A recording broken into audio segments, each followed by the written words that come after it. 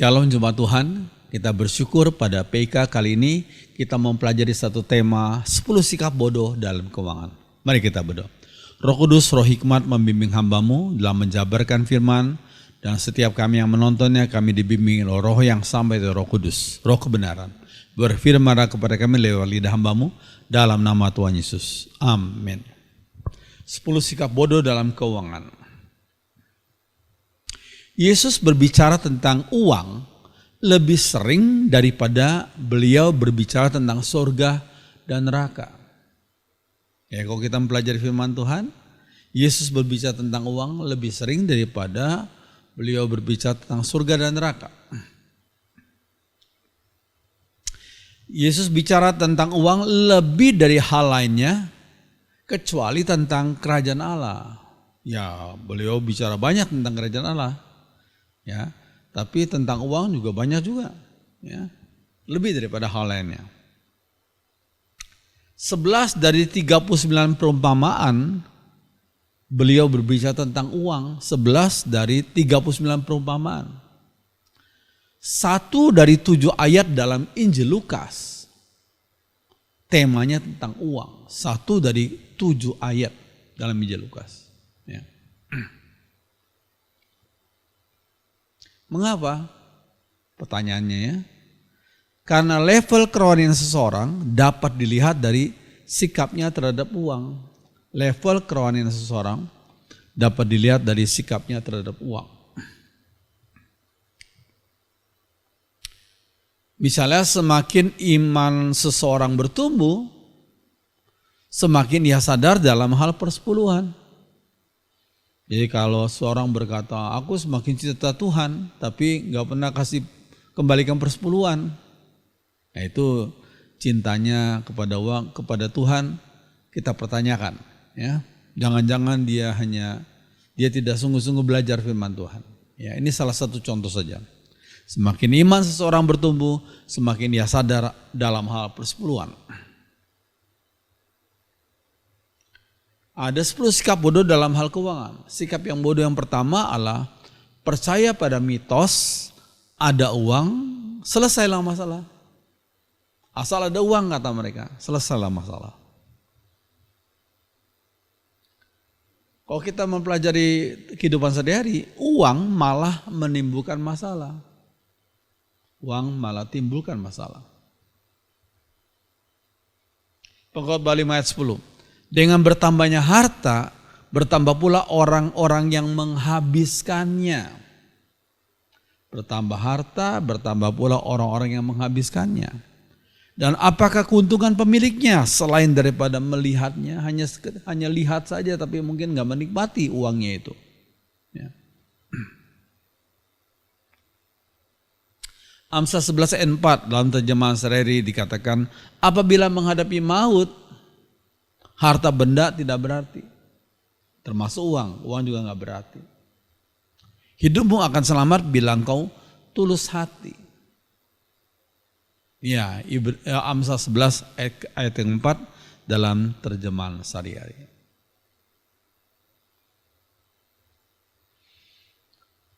Saya kutipkan dalam bahasa Inggris, money is not everything.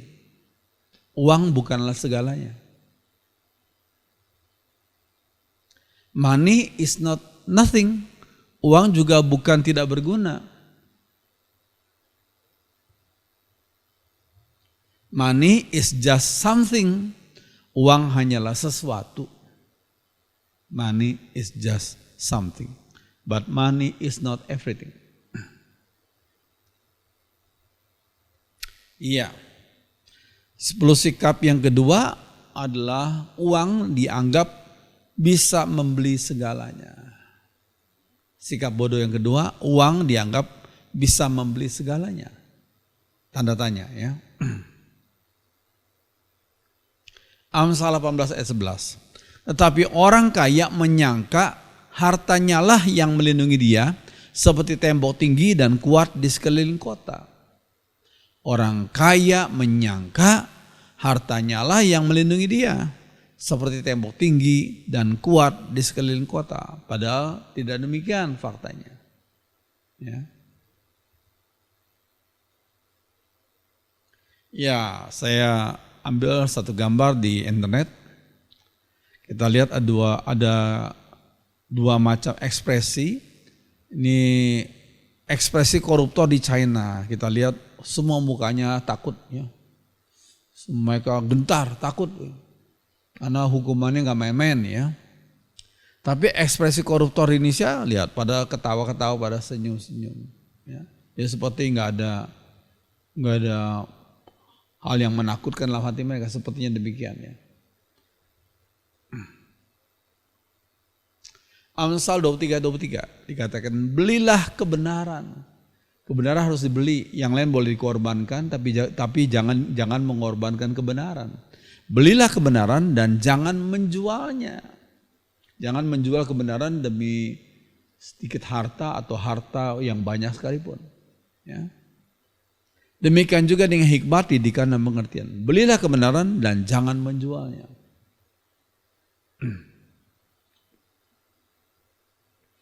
Iya. Sikap bodoh ketiga dalam keuangan adalah makin cepat didapat, makin banyak, makin baik, kata sebagian orang. Makin cepat didapat, makin banyak, makin baik. Amsal 13 ayat 11 dalam terjemahan Sehari-hari dikatakan, kekayaan yang didapat dengan mudah akan cepat berkurang pula. Tetapi harta yang dikumpulkan sedikit demi sedikit akan semakin bertambah. Kekayaan yang didapat dengan mudah akan cepat berkurang pula. Tapi harta yang dikumpulkan sedikit demi sedikit akan semakin bertambah. Orang kumpulkan harta sedikit demi sedikit, ya, dia bisa menabung sedikit demi sedikit karena pendapatannya pun nggak banyak gitu, ya. Orang itu akan lebih bijaksana dalam mengeluarkan duit. Tapi orang yang mendapat kekayaan dengan mudah akan royal, akan menghambur-hamburkan, sehingga dikatakan akan cepat berkurang pula harta bendanya itu. Ya, ini ada serakah, gambar greedy, ya. Ini juga ada orang yang dapatkan uang dengan cara menjual pil narkoba gitu, ya. Ya, memang uangnya banyak, cuma ya melanggar etika, ya, yang sesuai, dia melanggar hal-hal yang sesuai dengan kehendak Tuhan. Dia merusak orang lain, ya. Banyak orang tidak puas bukan karena kekurangan. Bukan.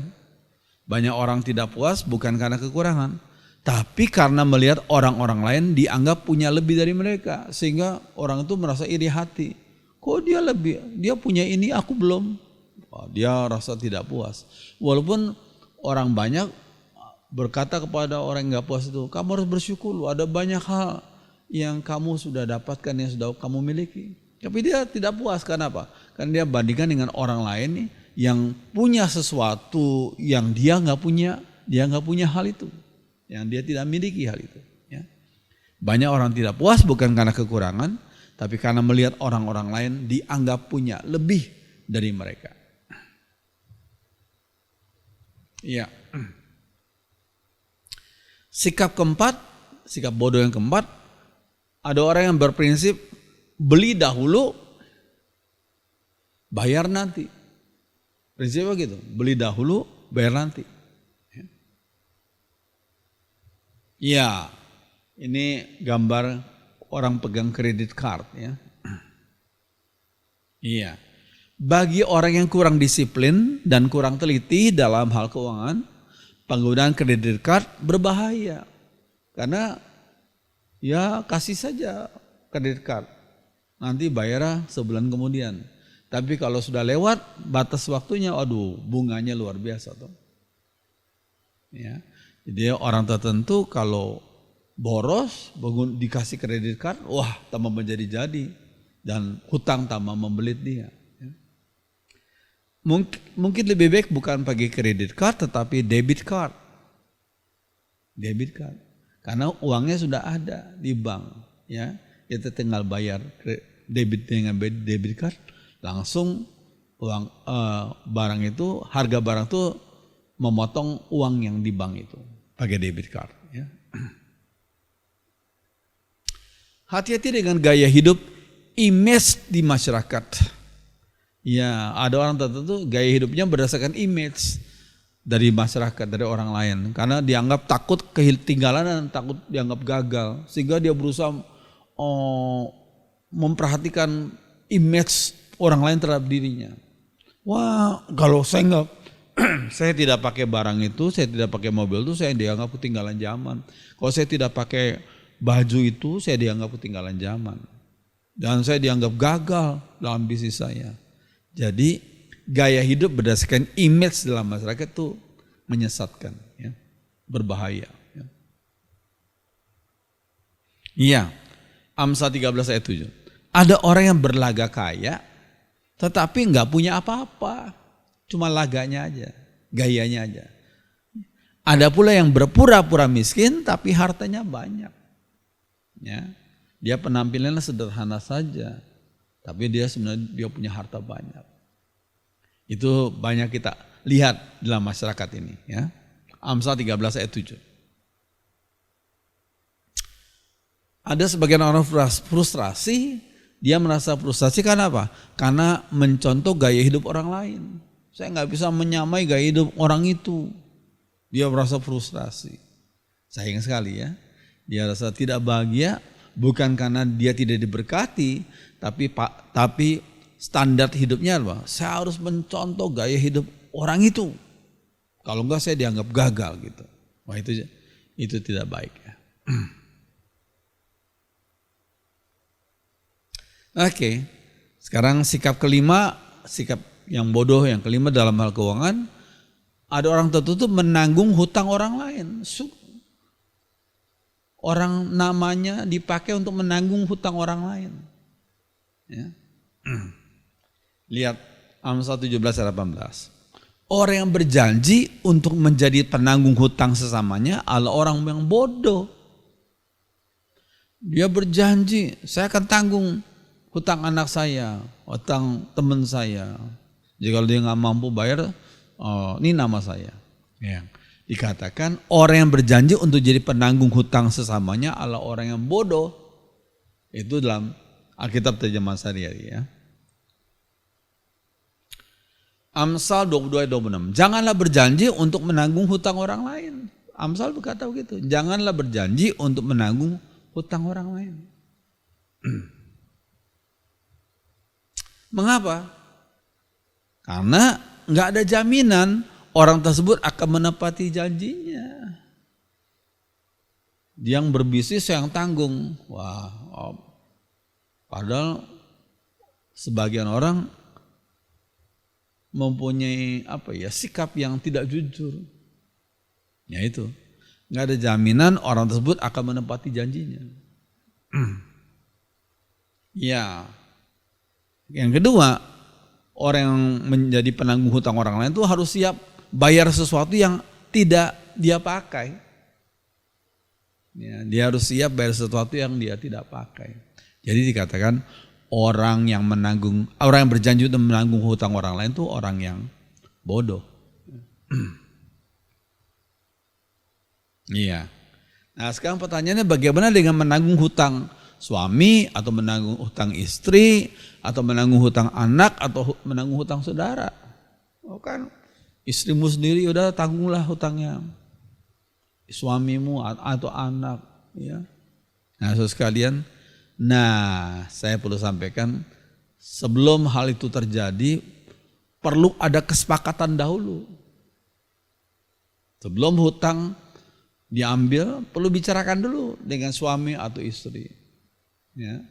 Kalau mau juga anak bicarakan dulu dengan orang tuanya.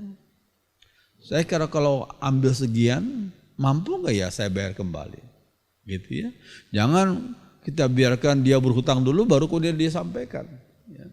Nanti malah mengakibatkan malapetaka terjadi pada satu keluarga. Ya. Jadi perlu ada kesepakatan dahulu. Ya. Jadi sesuatu hal yang penting ya. Kalau ada sebagian keluarga yang suami dan istri mempunyai bisnisnya sendiri. Suami dan istri mempunyai bisnisnya sendiri. Ya.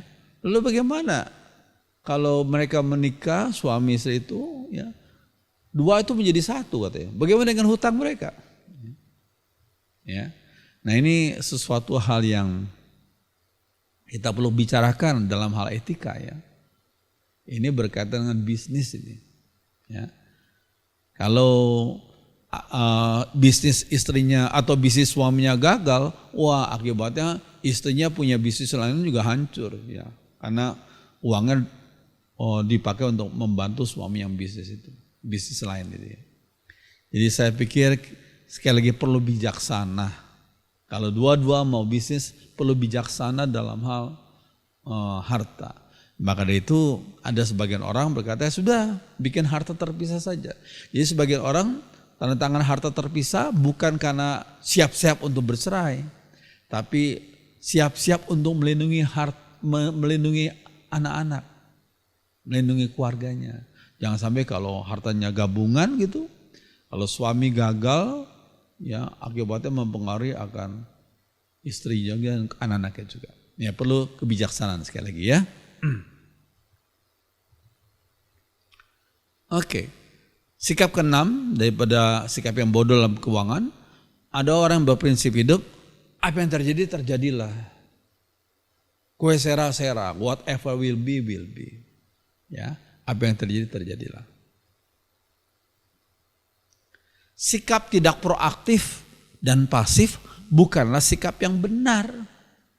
Jadi kalau orang berkata apa yang terjadi terjadilah, jadi seperti nggak proaktif, pasif. Ya. Sikap tidak proaktif dan sikap pasif bukan sikap yang benar. Lihat Pengkhotbah 11 ayat 4 sampai 6. Siapa menunggu sampai angin dan cuaca sempurna, dia menunggu saja. Angin dan cuaca sempurna, tidak akan menanam dan tidak pula memetik hasilnya. Karena terus tunggu kok. Belum sempurna, belum boleh mulai saya. Ya. Firman Tuhan berkata, taburlah benihmu di waktu pagi dan janganlah berhenti di malam hari. Sebab kita tidak tahu taburan mana yang baik tumbuhnya. Barangkali juga keduanya tumbuh dengan sempurna. Ya. Kita yakin kalau Tuhan berkenan akan jalan hidup kita, Tuhan bisa melakukan mujizat. Ya, walaupun sepertinya cuaca kurang bersahabat, tapi Tuhan bisa melakukan mujizat. Tuhan mendatangkan berkat lewat cuaca yang tidak bersahabat itu. Ya, bisa saja, asal kita mau berusaha, mau rajin. Ya. Sekali lagi minta hikmat dari Tuhan. Kita tidak boleh malas, tapi juga perlu hikmat, perlu bijaksana yang dari Tuhan. Iya, Tuhan ingin umatnya berencana. Iya, Tuhan ingin agar umatnya berencana. Ya. Lihat Lukas 14. Ayat 28 sampai 30. Sebab siapakah di antara kamu yang kalau mau mendirikan sebuah menara tidak duduk dahulu membuat anggaran biayanya. Jadi kalau mau bangun menara, duduk dulu membuat anggaran biayanya. Berapa banyak semen, berapa banyak batu bata, berapa banyak besi yang dibutuhkan ya. Kalau cukup uangnya untuk menyelesaikan pekerjaan itu, berapa banyak juga tenaga kerja yang akan diperlukan ya. Supaya jikalau ia sudah meletakkan dasarnya dan tidak dapat menyelesaikannya, jangan-jangan semua orang yang melihatnya mengejek dia sambil berkata, orang itu mulai mendirikan tapi ia tidak sanggup menyelesaikannya. Jadi sekali lagi Tuhan mengajar kita untuk berencana. Sebab Allah yang di surga, Allah Tritunggal, itu Allah yang berencana juga. Tapi rencananya kekal, dari kekal sampai kekal. Ya. Oke. Nah, serahkan rencana itu kepada Tuhan dan pimpinannya saja yang terjadi. Kita sudah berencana, kita sudah melakukan bagian kita, serahkan kepada Tuhan. Biar bagian Tuhan, biarlah Tuhan yang akan mengerjakan bagiannya. Ya. Biar pimpinannya yang jadi. Ya. Yakobus 4 ayat 15. Sebenarnya kamu harus berkata, jika Tuhan menghendakinya, ya, kami akan hidup dan berbuat ini dan itu. Ya, kita sudah mengerjakan bagian kita, Serahkan sama Tuhan. Ya, kita sudah bikin rencana, serahkan sama Tuhan. Biarlah kehendak Tuhan yang jadi. Kerjakan bagianmu, maka Allah akan mengerjakan bagiannya. Do your part and God will do his part. Kerjakan bagianmu dan Allah akan mengerjakan bagiannya. Nah, ini kita perlu pahami. Orang bodoh itu membuang kesempatan. Sudah ada kesempatan, sudah ada banyak kesempatan, tapi dia buang, dia sia-siakan. Ya, itu orang bodoh. Orang biasa menunggu kesempatan, dia hanya terus tunggu. Kapan kesempatan ada? Kok belum datang-datang juga? Itu orang biasa, dia hanya menunggu kesempatan. Tapi orang bijak mencari dan membuat kesempatan. Ya. Kalau Tuhan berkenan akan jalan kita, Tuhan akan melakukan banyak mujizat. Ya, jadi orang bijak adalah mencari dan membuat kesempatan. Lalu setelah hal itu kita lakukan, serahkan hal itu pada pimpinannya. Ya, kerjakan bagianmu, dan maka Allah akan mengerjakan bagiannya. Ya. Oke. Sikap ketujuh, sikap bodoh yang ketujuh adalah anggapan. Ada sebagian orang menganggap menabung itu sama dengan kekhawatiran. Nah, nggak perlu menabung, Allah akan berjanji akan mencukupi. Gitu ya. Jadi mereka anggap menabung sama dengan kekhawatiran. Tanda tanya, apakah benar itu? Ya.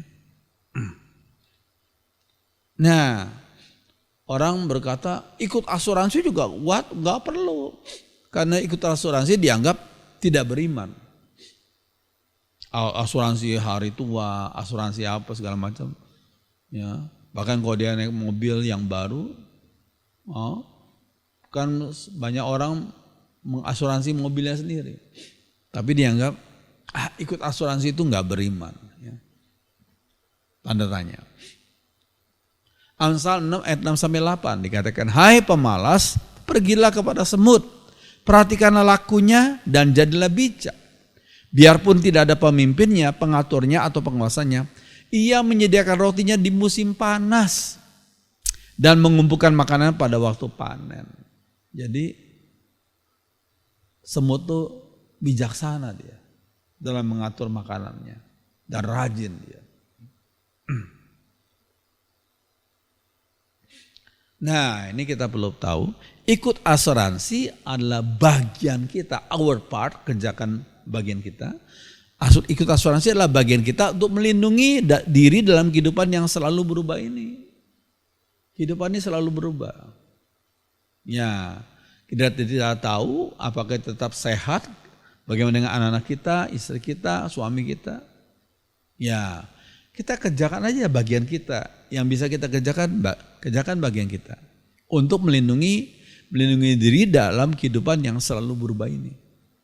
Ya, saya pernah 2 kali dioperasi.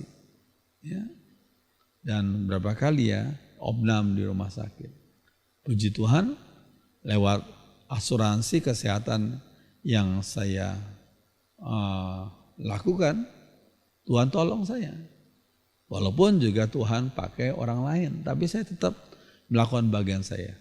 Ya, ikut asuransi kesehatan. Ya, puji Tuhan, sekarang negara kita punya BPJS, yang melakukan BPJS. Ya. Nah, jadi ikut asuransi adalah bagian kita untuk melindungi diri dalam kehidupan yang selalu berubah ini.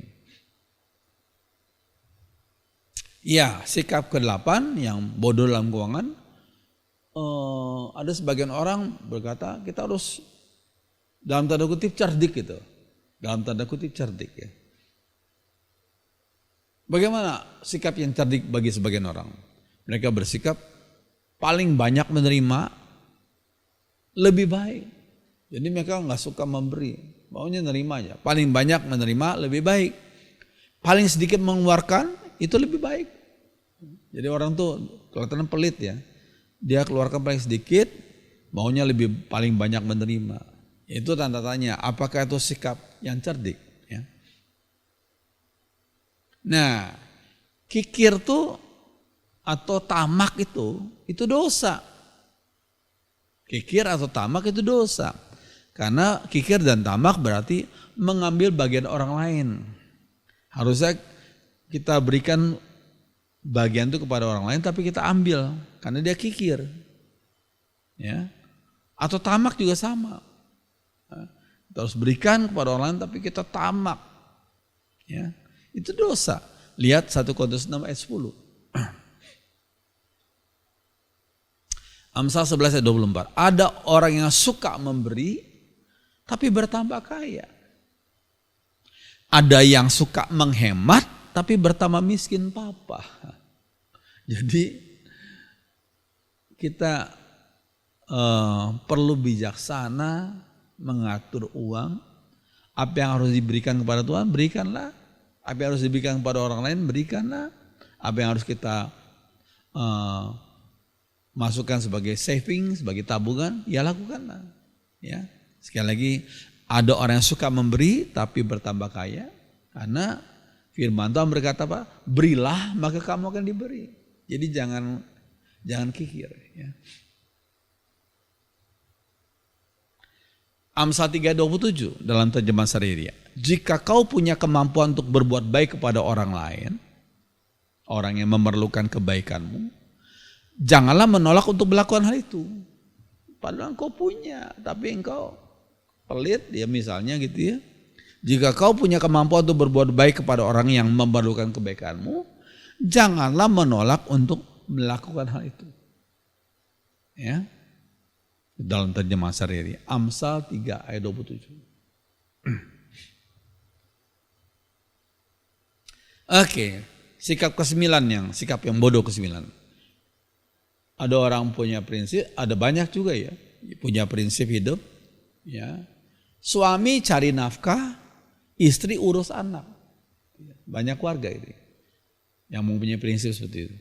Kalau urusan cari nafkah tuh suami, kalau urusan mengurus anak tuh istri.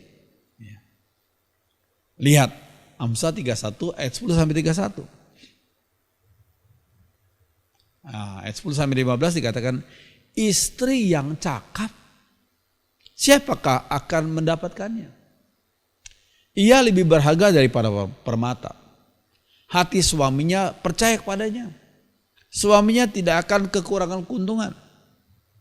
Ia berbuat baik kepada suaminya dan tidak berbuat jahat sepanjang umurnya. Gak punya niat jahat ya. Ia, yaitu istri itu, mencari bulu domba dan rami dan senang bekerja dengan tangannya. Jadi Amsal mengatakan istri yang cakap itu bukan hanya ngurus anak-anak di rumah, tapi juga bisa mencari pekerjaan yang merupakan side job untuk mendukung ekonomi keluarga. Ya. Dikatakan mencari bulu domba, rami dan senang bekerja dengan tangannya. Ia serupa kapal-kapal saudagar dari jauh. Ia mendatangkan makanannya. Rajin dia. Ia bangun kalau masih malam, nggak malas dia. Lalu menyediakan makanan itu untuk seisi rumahnya. Dan membagi-bagikan tugas kepada pelayan-pelayannya perempuan. Ya, jadi istri yang cakap tuh bukan karena bisnis sibuk akhirnya nggak ada waktu untuk urusan domestik, urusan di rumah ya. Tapi dia adalah seorang manajer rumah tangga yang luar biasa. Ya. Iya. Ayat 16 sampai 21, ia membeli sebuah ladang yang diingininya. Dan dari hasil tangannya kebun anggur ditanaminya. Jadi ada berkat, dia bisa beli tanah untuk ditanami kebun anggur. Dibuat kebun anggur. Ia mengikat pinggangnya dengan kekuatan, ia menguatkan lengannya. Ia tahu bahwa pendapatannya menguntungkan, pada malam hari pelitanya tidak padam. Tangannya ditaruhnya pada jentera, jari-jarinya memegang pemintal.